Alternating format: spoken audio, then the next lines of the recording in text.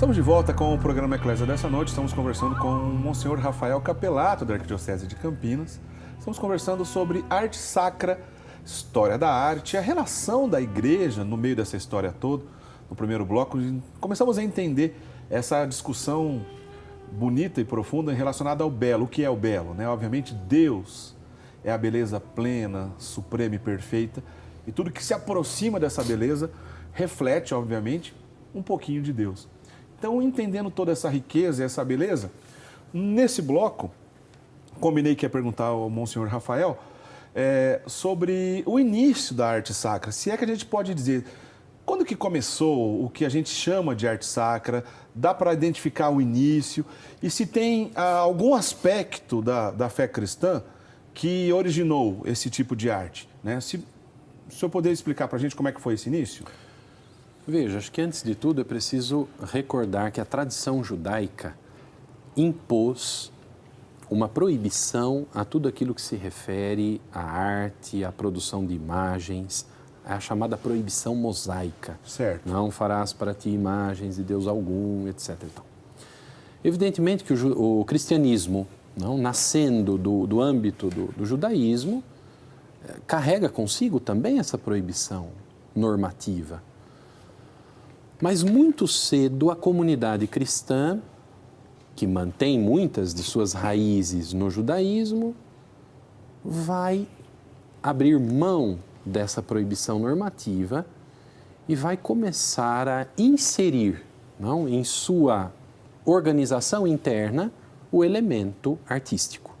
A imagem, sobretudo, como mediação catequética, pedagógica para o mistério. Certo. O início do cristianismo, já lá no final do primeiro, segundo século, já assiste a toda uma gama de imagens sacras, símbolos cristãos, pinturas, afrescos nas paredes das catacumbas. É época de perseguição. Os cristãos se reúnem nesses ambientes, né? Muitas vezes se diz que se refugiavam nas catacumbas. Mais do que se refugiar nas catacumbas, era espaço de presença também cristã, né? O fato é que as paredes das catacumbas discretamente começam a deixar haver um conjunto de símbolos e imagens. Desde dos simples símbolos, como a pomba com o ramo de oliveira no bico, em referência ao dilúvio, a própria arca de Noé.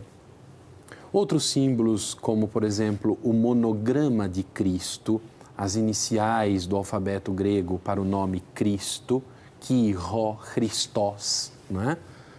Que alguns até erroneamente dizem o PX, não? Aquele símbolo, né, tão característico da fé cristã.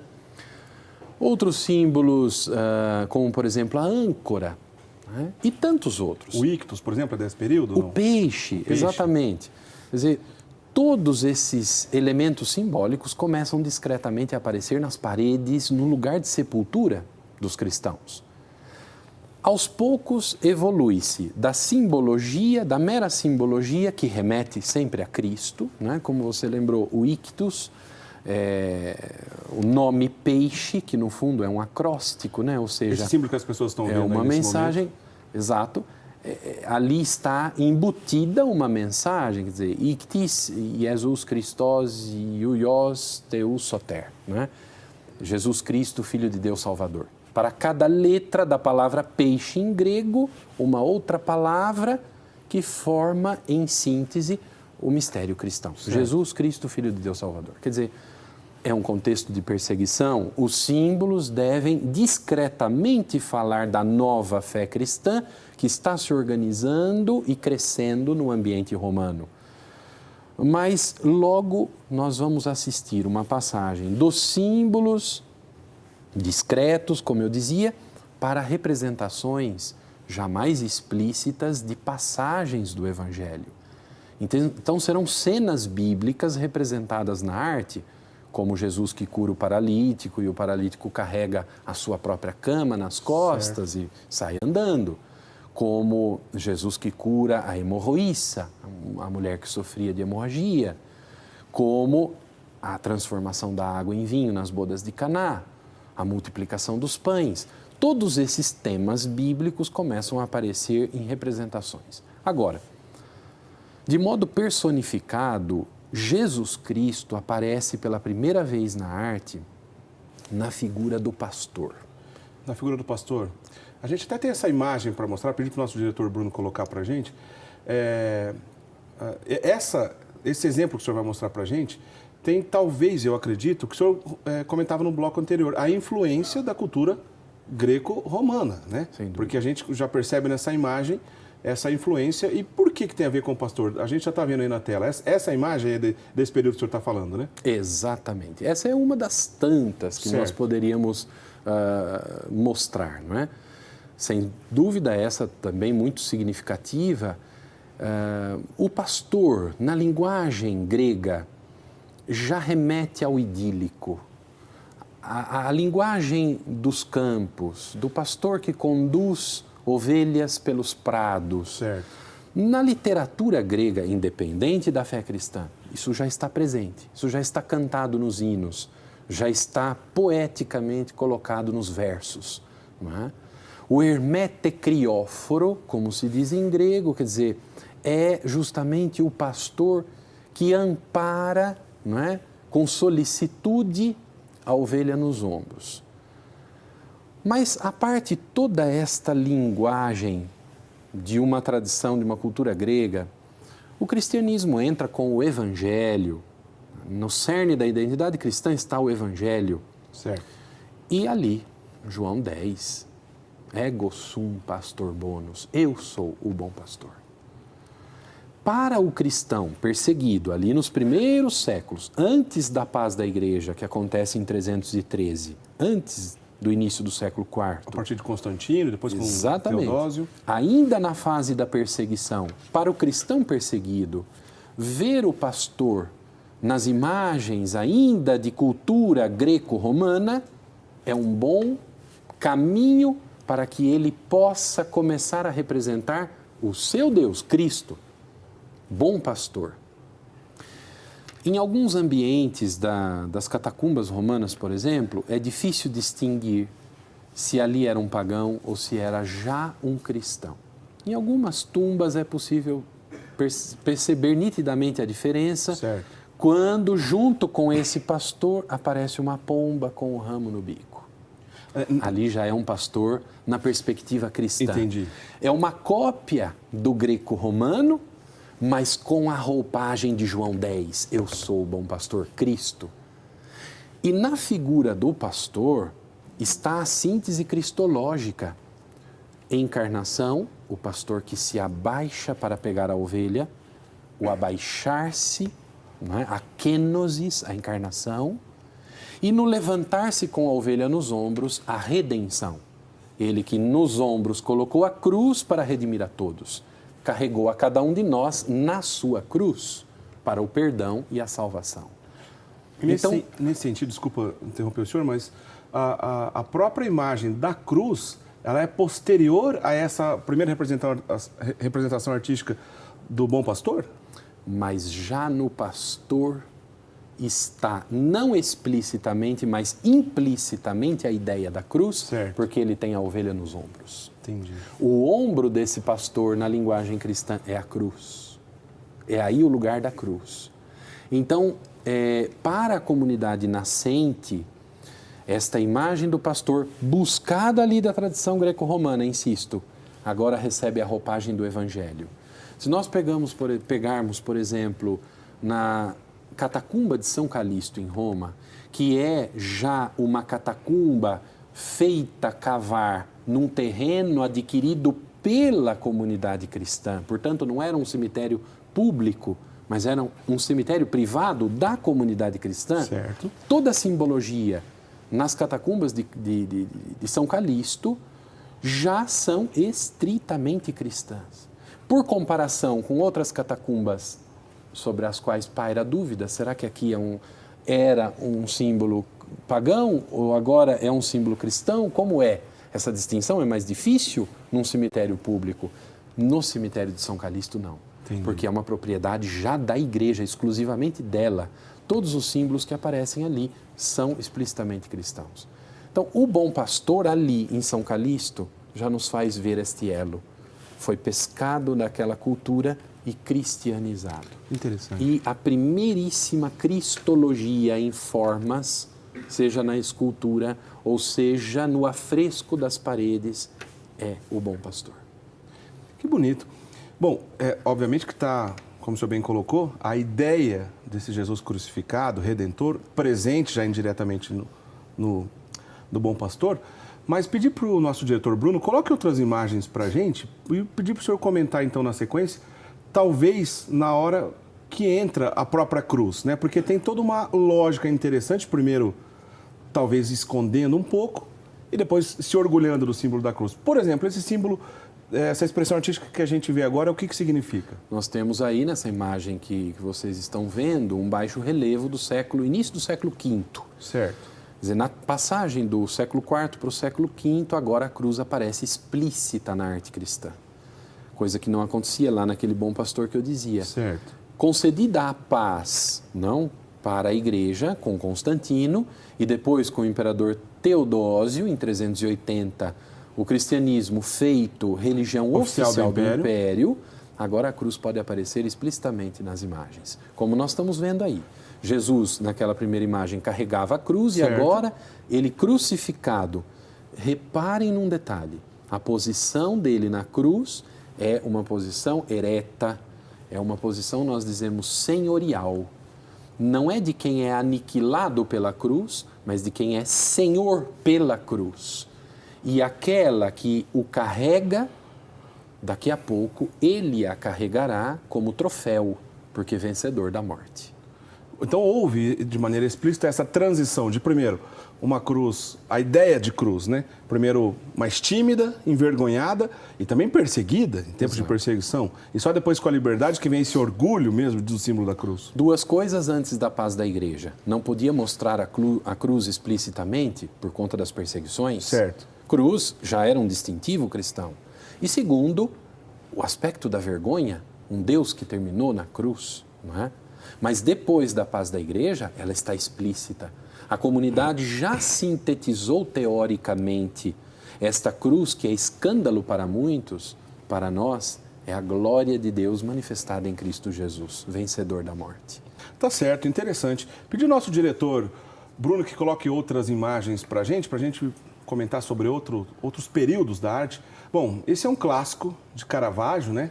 Aquele Exato. Momento que São Tomé duvida. Exatamente. Né? Da fé. A gente está dizendo aí de uma das expressões mais belas da arte sacra. Podemos dizer assim, não é exagero, né? Não, não é exagero, não. Nós estamos aí no século XVII, não é? Demos, portanto, um grande salto aqui no nosso arco cronológico. De qualquer modo, preciso dizer que Caravaggio inova na arte a partir do momento em que ele começa a compor as cenas de suas pinturas com pessoas ao vivo.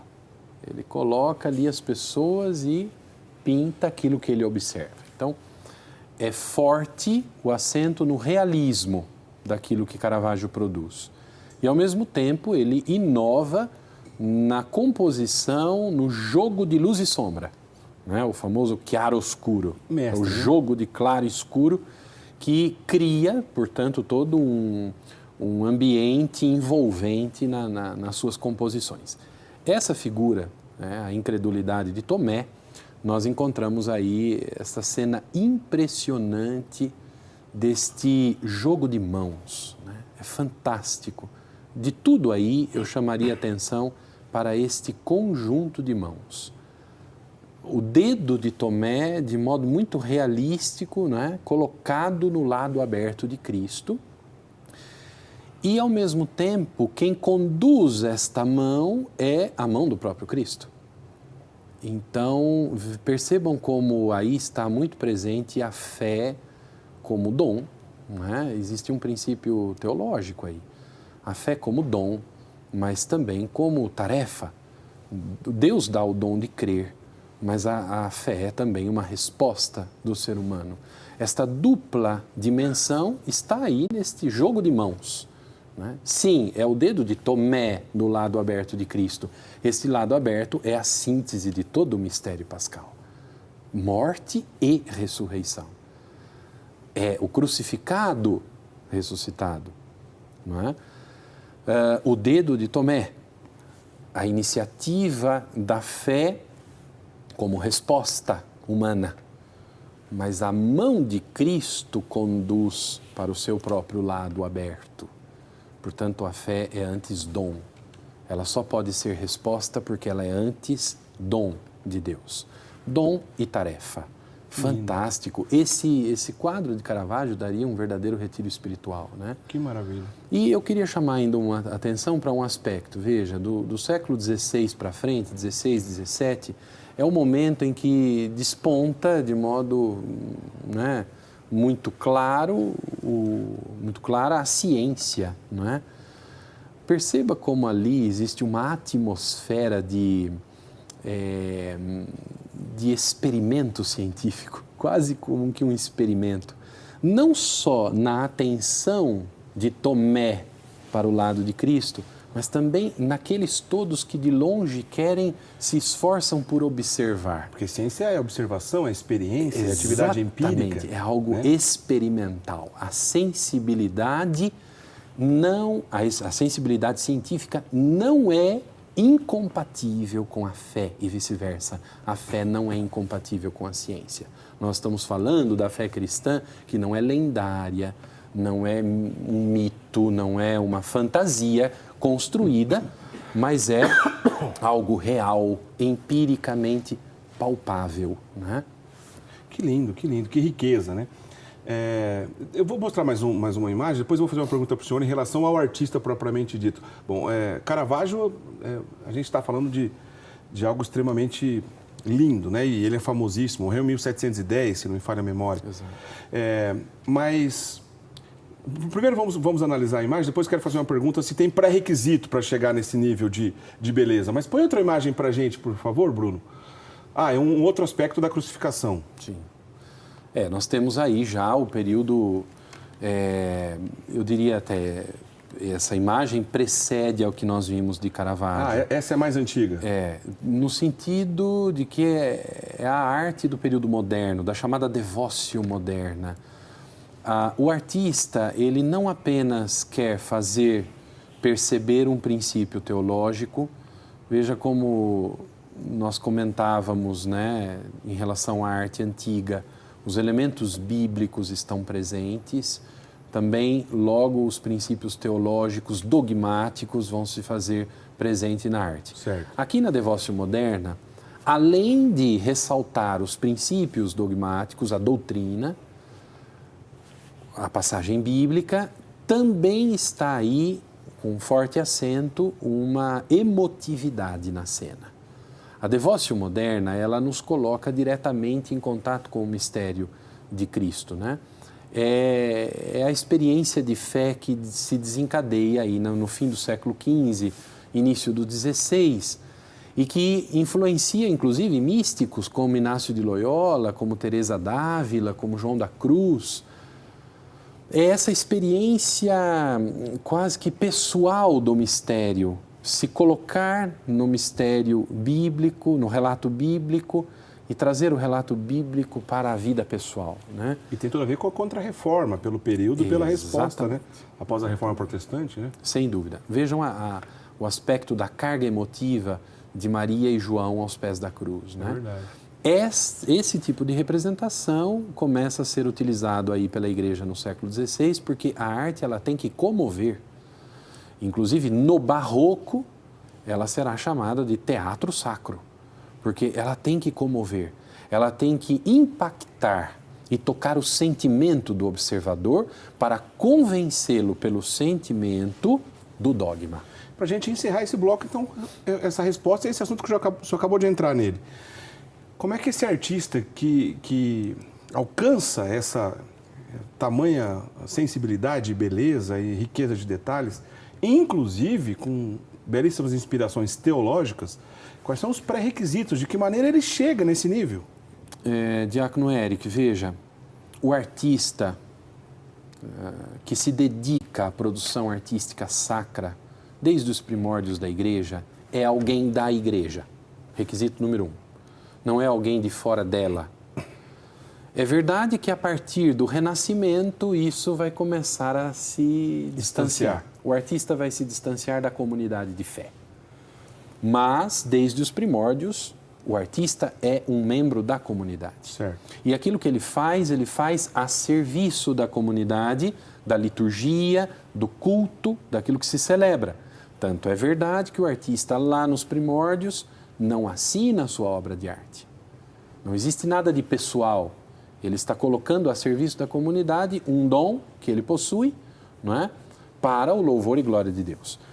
Então, antes de tudo, o artista, repito, é alguém da comunidade. Outro aspecto, sendo alguém da comunidade, é preciso que ele seja exímio conhecedor das Sagradas Escrituras e também da doutrina. E não só conhecedor, porque não basta conhecer intelectualmente. Ele precisa ser alguém que se exercita na espiritualidade cristã. Então, os ministros da igreja, sobretudo os bispos, aos quais cabe zelar pela produção artística na igreja, vão acompanhar de perto os artistas e zelar pelo amadurecimento de fé desses homens, não? Então, nesse sentido, a arte, ela está profundamente enraizada no ser mesmo da igreja. Agora, como eu dizia, depois do século XVI, com todo um processo que tende a se acelerar de secularização e, sobretudo, depois da Revolução Francesa, mais ainda, o divórcio entre a fé e o contexto cultural, a vida social e tudo mais, a tendência a tornar a fé algo subjetivo. Com toda essa secularização, existe um distanciamento do artista em relação à igreja. Muitos vão continuar produzindo obras cuja temática é religiosa, mas não vão produzi-las para o uso da comunidade, para a catequese, para a liturgia, para o fomento da espiritualidade. Vão produzi-las por continuidade de uma tradição artística, não é? Mais distantes já da igreja. Para terminar, seria interessante até dizer como após o Vaticano II, a Igreja constatando isso, não é? Na linguagem do grande Paulo VI, né? Falando aos artistas na Capela Sistina, 1964, ele vai dizer com muita eloquência de retórica, Paulo VI era... O senhor usou agora há pouco a expressão divórcio, se não me engano, nessa ocasião ele usou também a palavra divórcio, Exato. Se não me falha a memória, Exato. Ressaltando esse divórcio da arte com a fé cristã e quase que começando de novo essa história, né? Podemos dizer isso? Exatamente. Pós-Vaticano II, a Igreja valorizando sempre de novo a importância da arte na catequese, sobretudo na liturgia, pelos lábios de Paulo VI, vai dizer: nós, Igreja, nos distanciamos de vós, artistas. E vice-versa. Vós, artistas, vos distanciastes de nós. Houve um distanciamento recíproco, não é? Para prejuízo de todos. Para prejuízo do artista, que caiu de cabeça no subjetivismo, nas formas que nada mais transmitem, e prejuízo também para a Igreja, que esvaziou a riqueza da sua tradição, do seu conteúdo de fé, das formas plásticas, não só visíveis, mas também da música, da poesia, não é? Das outras tantas formas de expressão artística. Para dizer como nos nossos dias, de algum modo, esse distanciamento ainda é percebido, não é? Infelizmente, mas não foi sempre assim na história. A Igreja, ao longo da história, foi a que mais incentivou a produção artística, né? Obviamente. Bom, esse assunto é interessantíssimo, a gente precisa ir para o intervalo. E após o intervalo, eu queria comentar um pouco e mostrar a nossa matéria, conforme combinamos, do restauro do órgão de tubos aqui da Arquidiocese de Campinas, da Catedral Metropolitana de Campinas, que apesar da gente ter dedicado nosso tempo falando mais sobre a expressão das artes plásticas, mas a música tem tudo a ver com essa discussão, e no próximo bloco a gente mostra essa matéria. Não sai daí, a gente volta já já.